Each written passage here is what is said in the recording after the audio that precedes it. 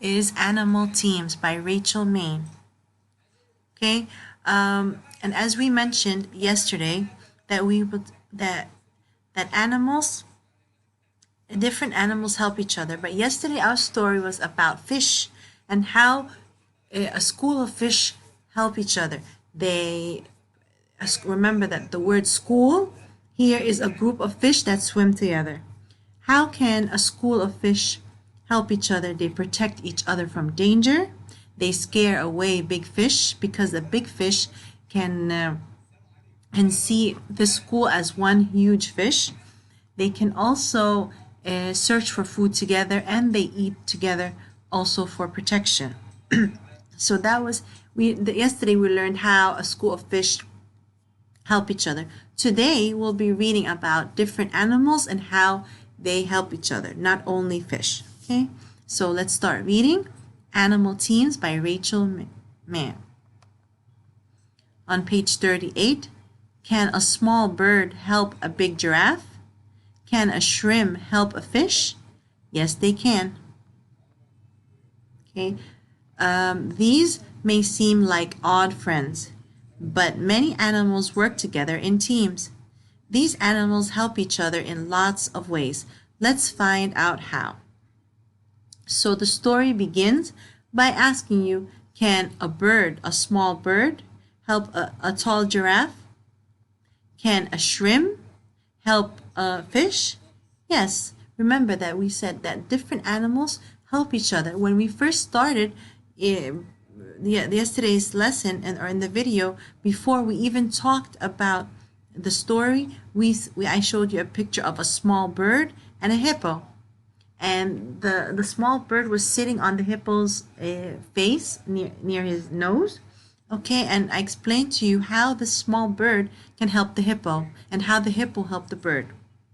I told you that the hippo has bugs on its body and that can hurt them. They can hurt the skin of a hippo. So what does the bird do? The bird eats the bugs off of the hippo's body. Okay, it's a way of, so now she's helping the hippo clean his body to protect the skin from getting hurt. And in the same time, these bugs that are on the hippo's body are giving food for the bird to eat and grow. So here we have two other different animals that help each other, such as the giraffe and the bird. Two very different animals, okay? And here we have two other animals, such as a fish and shrimp. It says they may seem like odd friends. This seems like a very strange or uncommon friendship. But the animals, they work together as a team and they help each other in many ways. And now we will start learning how. On page 40, some birds live off the backs of big animals. Why do the animals let the birds stay? The birds help. They eat bugs off the animal's skin. The big animals help the birds too. They keep the birds safe. And it is a good deal for them because they have lots of sweet bugs to eat. Okay, so as we mentioned before, here we have animals such as small birds and huge animals such as a hippo or a reindeer. Okay, so why do these big animals allow the birds to stay on their back? Okay, they allow the birds to stand on their backs so they can eat the bugs off the animal's skin. So what does the big animals give them? They give them the food to eat on their bodies and they protect them. They keep them safe from danger. So this is how they work together as a team. On page 42, the goby fish and the blind shrimp make a good team. Here, as you see here, this fish is called the goby fish and this is a shrimp. Okay, it's called a blind shrimp. A blind shrimp is a shrimp that cannot see. Let's see how they both help each other. The shrimp can't see, so the goby helps. The goby looks out for danger, and the shrimp stays close. When the goby flicks its tail, it means that it's time to hide. So these two animals, they swim together in the water. The goby fish can see, and the blind shrimp cannot see. So they swim together. When the goby fish feels or senses danger, sees danger coming their way, okay, it starts to move its tail really quick. So it tells the shrimp that it's time to hide. Okay, so these two swim together, and when the goby fish sees danger or they feel it feels that it's not safe, it moves its tail really quickly, and they both find a hiding place to hide from any big fish that wants to eat them or any other sea animal that wants to eat them. The shrimp helps the goby too. It will go into a hole to hide. It lets the goby hide here too. The shrimp and the goby fish hide until it's safe to go out. Okay, so how does the shrimp help the goby fish? The goby fish hides hides in a hole and lets the goby fish hide with them. So they hide together. And they stay inside the hole until they are safe and there's no more danger. The other two animals that help each other, such as the zebras and wild beasts, live on the hot plains. They both like to eat grass all day. These animals are seen together a lot. Why? They stay together because they can help each other find fresh grass to eat. They also help each other keep safe. If a zebra or a wild beast spots danger, it runs. This tells the rest to run too. Okay, so in the plains, on flat lands where there has plenty of grass, you usually find a group of zebras walking or spending time with a wild beast. Okay, so groups of zebras and wild beasts, they usually stay together.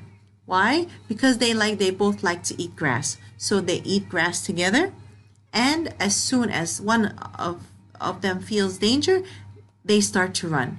This shows the other group to run because there's danger. Okay?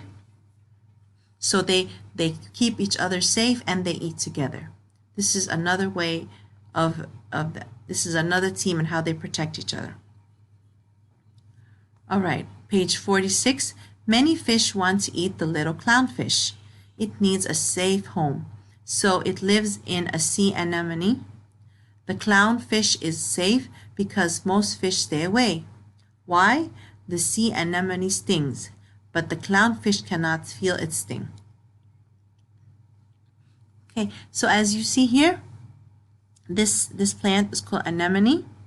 Okay, and it's found under the water and it stings other fish. Sting means like when a bee or a bug bites you and your hand begins to hurt. So what does this plant or this sting do? It stings other sea animals. Okay, so the only fish that doesn't feel the sting of the anemone is the clownfish. So many fish want to eat this. Many fish want to eat this clownfish, the one that looks like Nemo here. Okay, but it stays safe. Where does the fish stay safe? It stays safe in the sea anemone, and this is its home because it doesn't feel the sting.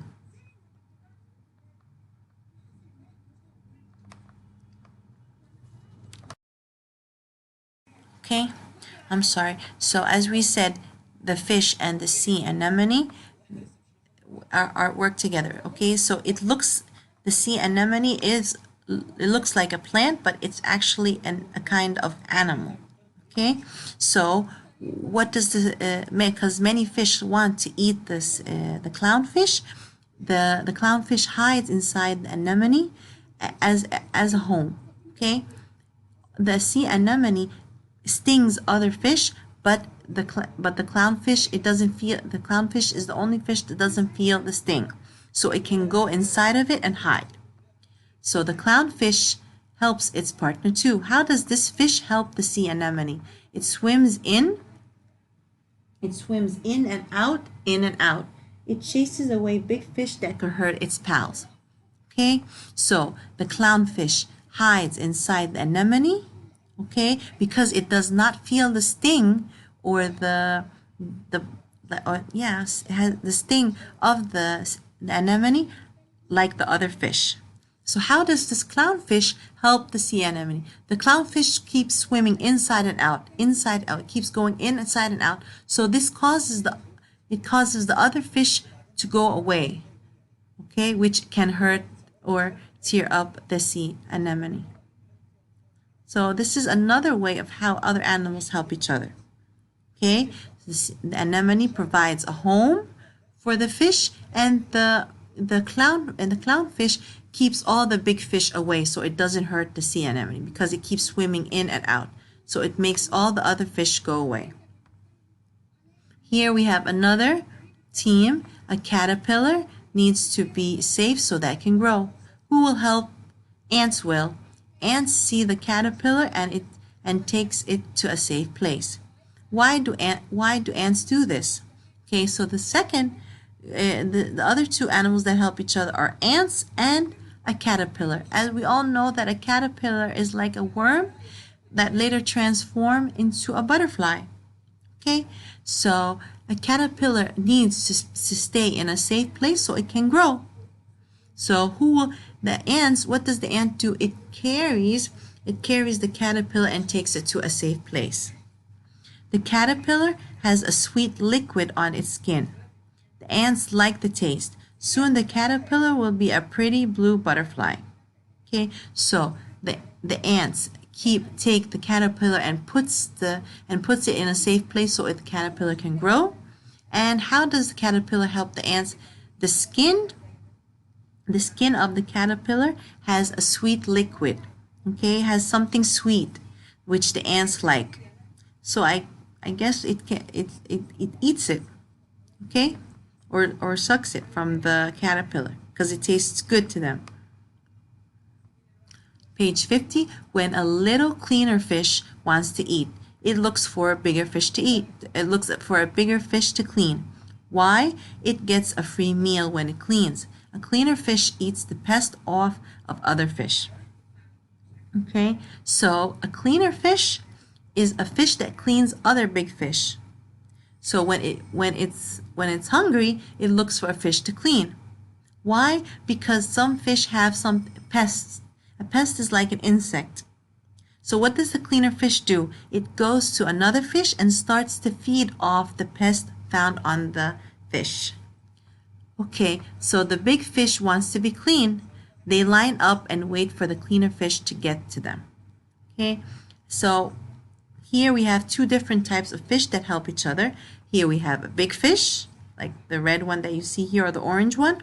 And here we have the cleaner fish. Okay, so when the cleaner fish gets hungry, what do? They go to a big fish and line up and start to feed or clean the fish from the pest. Okay, so the cleaner fish are feeding themselves, and in the same time, the big fish is giving them the food to eat. Okay, how does this help the big fish?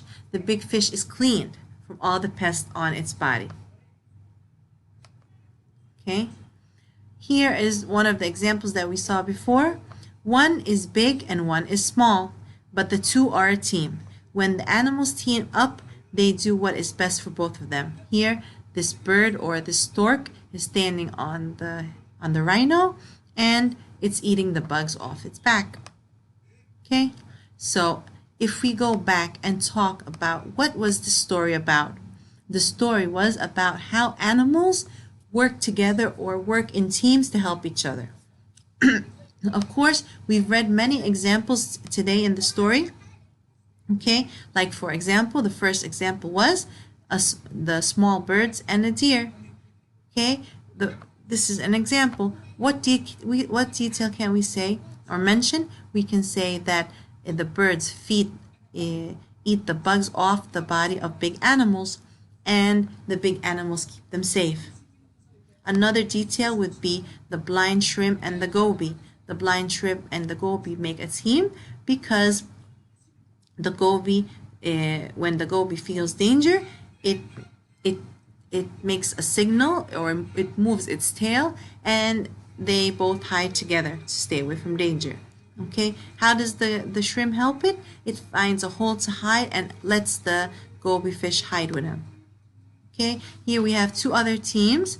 We have the zebras and the wild beasts, where they eat grass together, they graze together on the plain, and when one of them feels danger or sense danger, they run and tells the other one to run too.